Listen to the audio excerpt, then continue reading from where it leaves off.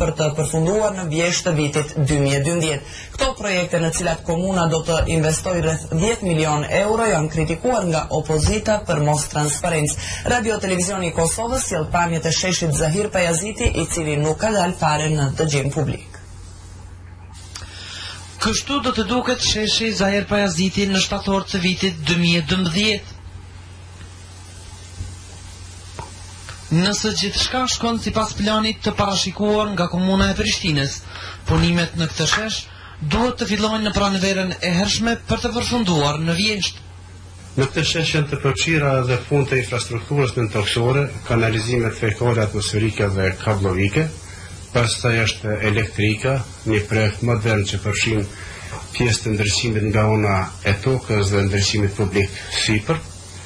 Pastaj ka fontana të ndryshme, edhe këto në kombinim edhe me ngjyra të ndryshme dhe ndryshim të natën.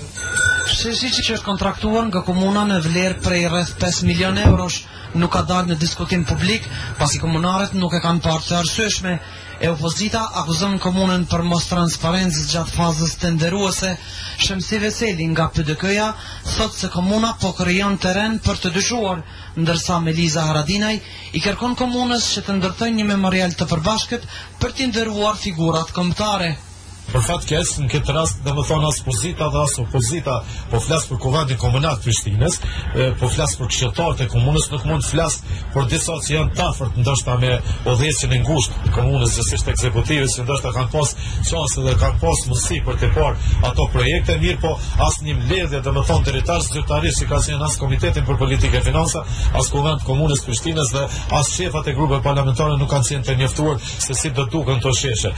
Besoj që gjithë fajtojnë që kryeqytetit i duhen sheshet madhështore në emrin e figurave tona kombëtare siç janë Zahir Pajaziti dhe Ibrahim Rugova. Shqetësimi jonë qëndron në transparencën e procesit të tenderimit, po edhe në mirëmbajtjen e këtyre sheshe të cilat janë gjendje të mjerueshme aktuale, siç e dini, dhe kjo nuk i bën nder as atyre figurave të cilat në emrin e cilat janë vendosur ato shtatore pas kryeqytetit të Kosovës.